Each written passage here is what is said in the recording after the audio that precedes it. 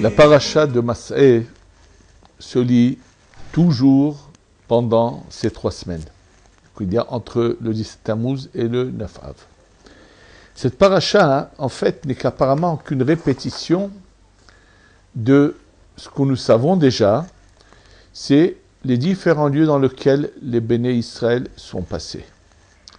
Et là, on va voir qu'ils ont un nom précis, c'est ces emplacements, et il y en a en tout 42. Bien sûr, il y a plusieurs questions qu'on va poser, mais d'abord, comprendre, ils sont dans le désert. Quelqu'un peut parler de noms de places par lesquelles il est passé quand quelqu'un voyage d'une ville à l'autre. Imaginez-vous, quelqu'un fait le tour de France en voiture et il peut marquer, voilà, tel jour, il est à tel endroit, tel jour à tel endroit. Il donne des noms de villes existantes et qui définit son parcours. Or, dans le cas des béné Israël, ils sont sortis dans le désert. Et tout simplement, il y avait des endroits où ils savaient qu'ils devaient s'arrêter dans ce désert. Et on voit que finalement, ces emplacements vont avoir un nom. Alors, que signifie que ces emplacements ont un nom, puisqu'ils ne sont pas venus, ils ne sont pas passés par des lieux habités qui avaient déjà un nom, mais ils passent par des emplacements dans le désert, et ce nom est donné par la Torah. Donc, qu'est-ce que signifient ces noms? Deuxièmement, ce qu'il faut savoir, pourquoi Akadosh Baruch Hu, Dieu, donc, a fait qu'en sorte, il s'arrête 42 fois avant de rentrer en Eretz Israël. Et on va voir aussi quelque chose de très important, c'est que ces 42 fois se partagent en 2 temps différents. Parce que Rashi se pose aussi la question, qu'est-ce que la Torah veut nous raconter? Pourquoi elle a besoin de nouveau de nous parler de ces 42 étapes dans lesquelles ils se sont arrêtés avant de rentrer en Eretz Israël? Et donc Rashi nous dit attention. 14 étapes se sont passées entre le moment de la sortie d'Égypte et le moment de la faute des explorateurs. C'est-à-dire, entre la sortie d'Égypte et l'année d'après, il y a eu 14 étapes. Et ensuite, les 39 années qui restaient, il va y avoir 28 étapes dans lesquelles ils vont s'arrêter. C'est-à-dire 14, ils les ont faites en un an, et ensuite 28. Et pourquoi dire Rashi ramène cela? Pour expliquer que les 28 étapes, Hachem les a faites pas d'une manière constamment les déplacer, mais 28 étapes en 39 ans, c'est-à-dire qu'ils ont passé assez de temps dans chacune des étapes. Mais tout ça nécessite compréhension, qu'est-ce que d'abord cela veut dire, et ensuite on va continuer à comprendre certains termes mentionnés dans ce pasouk, du début de la paracha de Mas'eh, qui est « Et les Mas'eh béné Israël ». Voici les voyages des béné Israël, « Asher yatsu mimitzraïm » qui sont sortis d'Égypte, « Les tzivotam » dans leur armée. De quoi s'agit-il le mot tsevaot ici, que ce que veut dire « Beyad Moshe ve'Aaron » dans la main de Moshe et de Aaron. Que signifient ces termes-là? Alors, revenons d'abord aux étapes en question qui sont de 42. Ce qu'il faut savoir, que le chiffre 42, on le rencontre dans différents endroits. Par exemple, au début de la Tfila, dans Anna Bechoach, où là, il y a 42 lettres, c'est-à-dire 42 mots. Donc, en prenant les premières lettres de ces 42 mots, on a un Shem, un nom de Dieu qui s'appelle le Shemab, le nom de 42. Mais surtout, ce chiffre 42, nous le retrouvons dans le Kaddish, plusieurs fois dans le Kaddish. Et d'où vient-il celui auquel nous devons penser dans le Kaddish? C'est que lorsqu'on prend le nom de Dieu qui a 4 lettres, le Yud, le He, le Vav et le He, prenons la lettre Yud peut s'écrire soit un Yud tout simple, ou bien qu'on veut l'écrire comme on l'entend Yud, on va l'écrire Yud Vav Dalet. c'est Yud, c'est écrit comme ça, Yud Vav Dalet. Ça veut dire que d'une lettre, on va en faire 3. Quand on prend ce nom de Dieu de Yud, de He, de Vav et de He, et qu'on va remplir les lettres, on va arriver à 10 lettres. Donc, en hébreu, on appelle le Shem Pashut, le nom simple, c'est 4 lettres. Malé, c'est 10 lettres. Et si on continue de ces 10 lettres, à elles de nouveau, on va de nouveau les remplir, on va arriver à 28 lettres. 4 plus 10 plus 28, ça fait 42. Quel est le sens de cela? C'est que lorsque nous faisons descendre la lumière divine du nom de Dieu vers le bas, c'est ce qui nous permet de faire monter notre fila, et c'est ça ce que représente le Kaddish, qui fait passer la tfila d'un monde du bas vers un monde qui est au-dessus, et c'est pour ça qu'à chaque passage d'un monde à l'autre, nous avons le Kaddish qui commence par Yid Gadal Veit Kadash Shemeraba, qui a 4 mots au départ, qui fait allusion aux 4 lettres du nom de Dieu, qui, à cause de la faute de Amalek, du mal que fait Amalek, le nom de Dieu a subi quelque chose, et nous le rendons de nouveau complet. Donc le Shem Yud, le Yud et le He, devient rabat et devient complet. C'est pour ça que commence pour le Kaddish, on dit Yid Gadal qui grandit, Yid Kadash qui se sanctifie, Shem Rabba, son nom, son grand nom, c'est Shem Yudke qui est Rabba, ça veut dire que de Yudke on fait Yudke Vavke. Donc en fait, c'est ça tout le sens du Kaddish. En fait, le peuple d'Israël, comme on va le voir, se trouve en Égypte, qui représente la matière, l'attachement à la matière, et finalement le but de la création, c'est de sortir de cet attachement à la matière pour monter plus haut, et Eretz Red qui représente donc l'au-delà. C'est-à-dire on a le Olam Hazé et le Olam Haba, et l'Égypte est le symbole de l'attachement à la matière et l'élévation vers le haut. Maintenant, sans la faute, donc il fallait. Maintenant, qu'est-ce que c'est ce chiffre 42? Pourquoi on l'utilise? Parce que c'est 3 fois le mot yad. C'est 3 mains. Nous n'avons pas 2 mains, nous avons 3 mains. 1, 2. Le corps est appelé une main. Donc c'est les 3 mains qui font tout monter. Donc 3 fois 4. Le mot yad en hébreu, c'est 14. 3 fois 14, c'est 42. Et donc c'est un peu cela qu'on nous parle ici. Et c'est pendant les 3 semaines, pour plusieurs raisons. C'est que les 3 semaines, elles ont 21 jours et 21 nuits, ça fait 42. C'est que en fait, on pourrait arriver au sommet de la lumière qui ne s'est pas encore révélée. Et que c'est ça notre travail que nous avons à faire, c'est essayer de nous élever pendant ces 3 semaines. Bien sûr, on va maintenant essayer de comprendre comment doit-on faire pour réussir à s'élever. Quand on parle donc du passou qui nous dit par la main de Moshe et de Aaron, le Midrash ramène un passouk, un verset dans les Teilim qui dit Nahita katson amecha beyad Moshe et Aaron. Tu as dirigé comme un troupeau ton peuple dans la main de Moshe et de Aaron. Et comme c'est marqué dans le passouk dans la main de Moshe et de Aaron, donc le Midrash ramène ce passouk qui se trouve dans les Teilim et l'applique à ce verset-là de Elemas Eben Israël, voici le voyage des Bnei Israël. Qu'est-ce que cela signifie et quel rapport ça a avec les 3 semaines?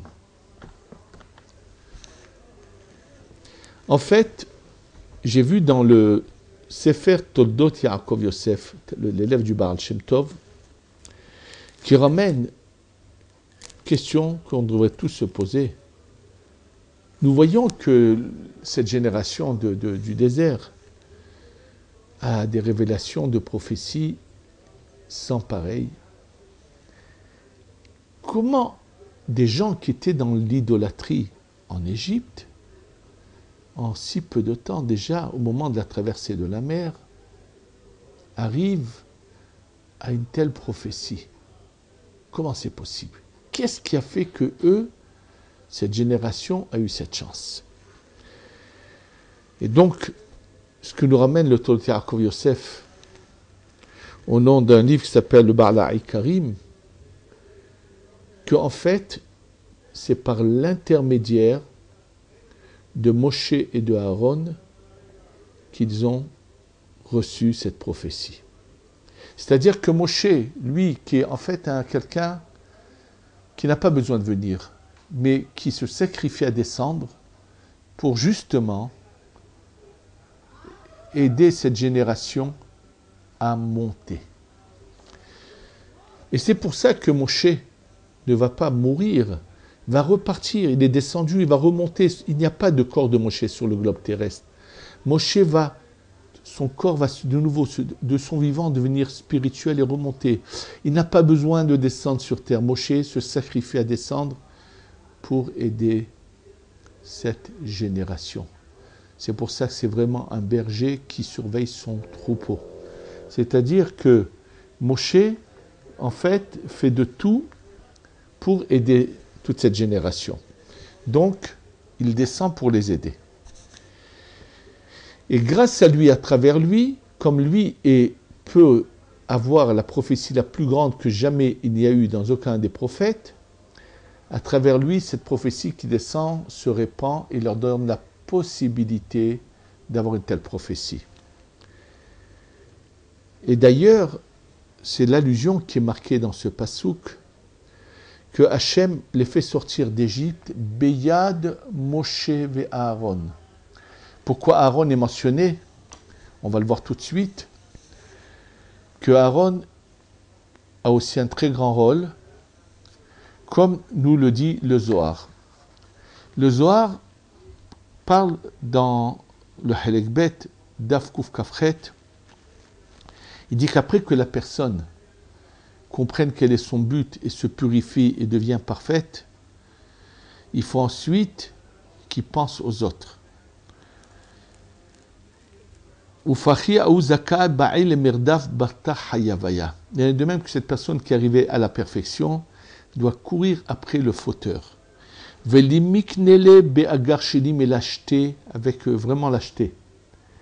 Et ensuite, pour lui enlever toute la pourriture, tout le mal qu'il a sur lui, et dominer le mal, qu'il arrive à faire dominer le mal, et ainsi de suite. Et là, bien sûr, c'est marqué que celui qui fait ça, c'est comme si c'était son enfant, c'est comme si que lui l'avait fait grandir. Et ensuite, quand on va nous emmener à Ediv Alda Ketiv Be'Aaron, et il ramène que justement Aaron, il est dit de lui, Verabim Heshiv Me'avon. Combien de gens Aaron a réussi à leur faire Teshuvah, les ramener, à les séparer du mal. Et c'est pour ça que c'est marqué Beriti Aïta Ito. Mon pacte était avec lui. Tahazé, viens voir. Kolman de Ahid Beyada de Hayavaya. Tout celui qui prend la main du fauteur. Veishtadel be le mishvak orha bisha. Et il essaie de le faire changer de chemin dans le bon chemin. Il faut voir toutes les brachot qui lui sont réservées à celui qui fait cela. Donc, Moshe, à travers lui, descend la prophétie. Et Aaron est proche du peuple et va, pendant toutes ces années-là, va les prendre et les faire monter. Et d'ailleurs, ça répond à une question, puisque les 42 étapes, Aaron n'est pas dans les 42 étapes, puisqu'il est mort avant la fin des 42. Or, il est marqué, voici les voyages du peuple d'Israël, qui sortent d'Égypte, et par la main de Moshe et de Aaron. Ce qu'il faut savoir, c'est que Moshe, donc on a dit Moshe jusqu'au bout, d'accord, mais Aaron, c'est vrai qu'il n'est pas là jusqu'au bout, mais de son vivant, il les a aidés à monter, et tous ceux qui ont cherché à s'attacher à lui, même qu'il est dans l'au-delà, il continue à les aider d'en haut. Donc, en fait, ce qu'on veut nous dire, c'est que eux, ces dirigeants qui sont Moshe et Aaron, ont pris les bénis Israël par la main pour les aider à monter. Avant de parler de l'erreur qu'ont commis certains des bénis Israël, et qui va nous expliquer pourquoi nous lisons cette paracha toujours pendant Ben Hametzarim, pendant ces 3 semaines, ça va nous permettre on va essayer d'abord d'expliquer quelque chose. Dans la paracha précédente, pas précédente, celle d'avant, celle de Pinchas, que nous avons lue la semaine dernière, lorsque Moshe parle à Kadosh Baruch Hu pour lui demander de choisir quelqu'un qui le remplace, apparemment, Moshe parle d'une manière un peu dure à Kadosh Baruch Hu. Vaïdaber Moshe et Hachem les morts. Le mot dibour, en général, fait allusion à quelque chose d'un peu de dur. Et là, Moshe a une demande. Et c'est pour ça qu'il se permet d'aller avec un ton un peu d'imposition, de demande à Hachem. Moshe sait qu'il n'a pas été seulement le dirigeant, mais il a été surtout celui qui est venu les prendre par la main et les aider à monter. Et Moshe craint qu'après sa mort, Hachem dise, bon, au départ, ils avaient besoin d'un dirigeant qui les prenne par la main et qui les aide à monter, mais à l'avenir, ils auront un dirigeant, mais pas qui les prenne par la main. Ça suffit. Un enfant, on le prend par la main quand il est petit, dès qu'il grandit, il doit apprendre à marcher tout seul. Donc Moshe craignait qu'Hachem choisisse quelqu'un qui soit un dirigeant, que si on vient le questionner, tant mieux, mais il n'ira pas chercher à prendre les gens et les faire monter, les prendre par la main. Et ça, il demande à Kadosh Baruch Hu que ça ne se fasse pas de cette manière-là, mais que Hachem continue à ce qu'il y ait dans chaque génération des dirigeants qui savent prendre les gens par la main et les faire monter. Maintenant, avant de continuer par rapport à cela, on avait parlé donc des différentes étapes qu'ils ont eues. En fait, lorsque il y avait eu déjà 14 étapes avant la faute des explorateurs, ils avaient déjà fait descendre la lumière des 4 lettres du nom de Dieu, et les 4 lettres remplies, ce qui faisait 4 et 10, ça fait 14. Et ils pouvaient, les 28 étapes qu'ils devaient faire dans le désert, ils pouvaient faire passer ça en une fois, arriver directement en Eretz Israël, et cette lumière de 28 qui devait descendre serait descendue en une fois, sans qu'ils aient besoin physiquement d'aller dans 28 étapes différentes. Malheureusement, par la faute des Meraglim, des explorateurs, et qu'eux les ont écoutés, il va falloir que ça se passe lentement par 28 étapes dans le désert pour ramasser. Il ne faut pas oublier que ces étapes-là, c'est de ramasser les parcelles divines qui sont perdues et qu'il faut récupérer pour rentrer en Eretz Israël. Donc, ils avaient fait 14 étapes, ils étaient prêts à rentrer en Eretz Israël, et le reste se serait fait en une fois. Ils auraient pu faire descendre toute cette lumière, ramasser tout ce qu'il fallait en une fois. Malheureusement, par la faute des explorateurs, ça va se passer en 39 ans, en 28 étapes physiques, et ça va se faire beaucoup plus lentement. Ça, c'était l'erreur qu'ils avaient commise. Maintenant, cette paracha qui nous parle de toutes ces étapes, et c'est les étapes qu'on a besoin tous dans la vie pour s'élever.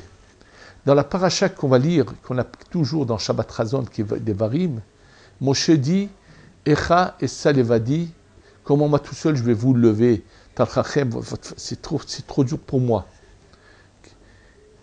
Le mot Echa d'abord fait allusion à cette fameuse cette lamentation que nous lisons à Tisha B'Av, qui est en allusion dans des Varim. Et quelle est l'allusion? C'est que, en fait, c'est vrai qu'il y a deux sortes d'enseignements, de personnes qui enseignent la Torah. Il y a ceux qui vont toujours faire que des éloges à leur public, leur passer la pommade, c'est ce qu'il y a de plus facile, et on est sûr d'avoir un grand public, mais ce n'est pas ça le but. Le but est d'avoir le courage de dire aux gens, continuez à grimper, à monter, arrêtez de faire du surplace. Allez, je vous prends la main et je vous aide à monter. C'est prendre la main. Ça veut dire prendre la main. C'est ce qu'a fait Moshe. Comment on va le voir? Il leur reproche toutes leurs erreurs. Avoir le courage de dire aux gens, vous n'êtes pas dans la bonne direction. Il y a des choses qu'il faut changer dans votre vie. Avoir ce courage de dire les vérités en face. Je sais que ça ne plaît pas à tout le monde et que ce n'est pas le rôle le plus simple, mais c'est ça le devoir. C'est de montrer nos erreurs que nous faisons et le dire, regardez, il faut qu'on arrête ces erreurs. On doit changer. Souvent, on est en train de s'endormir en pensant qu'on est correct, qu'on est parfait. On n'est pas en mouvement et c'est faux. Ce n'est pas sans raison qu'il est dit qui est Sharim d'Alche Hashem, les tzadikim yelchubam ou poshem ikashlubam. Ils sont droits les chemins de Dieu. Les tzadikim yelchou vont marcher, vont aller, ils avancent. Ils ne font pas du surplace. Ou poshem, les fauteurs, ils cachent tout, ils font du surplace, ils trébuchent. Celui qui reste à faire du surplace trébuche et se trompe, n'est pas dans la bonne direction. Donc de dire à quelqu'un, tu es très bien où tu es, tu n'as pas besoin de bouger, c'est faux. C'est pas ça de prendre par la main pour l'aider à monter. C'est pas de cette manière-là qu'on l'aidera à avancer. Simplement, même des fois qu'on veut aider à avancer, comme le cas de Moshe Rabbeinu, il leur dit, mais on peut aider quelqu'un qui, quand il me donne la main, mais qui veut aller en avant, mais quelqu'un qui reste en arrière, qui ne veut pas avancer, qui se rend lourd, qui ne veut pas bouger, on ne peut pas le prendre, de le tirer de force. C'est impossible. C'est ce qu'il dit Moshe Rabbeinu. Et c'est pour ça que cette paracha de ces massaïs, de ces voyages figure dans les 3 semaines. Quel est le problème qui a fait le Khorban, la destruction du temple? C'est ce surplace, ce manque de volonté de vouloir monter et s'élever, de vouloir rester dans sa matière, dans son confort, ne pas vouloir se remettre en question, justifier tous nos agissements, penser que comme on agissait bien, qu'on n'a pas d'orgueil, qu'on est parfait. Et sachez que c'est faux. Savoir se remettre en question, c'est la base de tout. Donc, il faut avoir le courage de vouloir entendre les reproches et non pas chercher à aller vers celui qui va nous passer de la pommade et nous dire tu es bon, tu es parfait, tu es bien, tu n'as rien à te reprocher. Pas du tout. C'est sûr que lorsqu'on doit juger, on doit juger en bien tous les béné Israël et toutes les actions. Les mots de Kav Zechut, c'est une chose. Mais lorsqu'on s'adresse au public, on a le devoir de les réveiller, de leur dire ça suffit de dormir, ça suffit de faire du surplace. Réveillez-vous, ouvrez les yeux, montez, grimpez. C'est ça cet enseignement, ces massaot, ces voyages du peuple d'Israël qu'on lit chaque année dans les 3 semaines pour nous dire je vous envoie des gens pour vous prendre la main, mais acceptez de monter, acceptez d'avancer, ne faites pas du surplace. C'est ça l'enseignement qui est donné là, ici.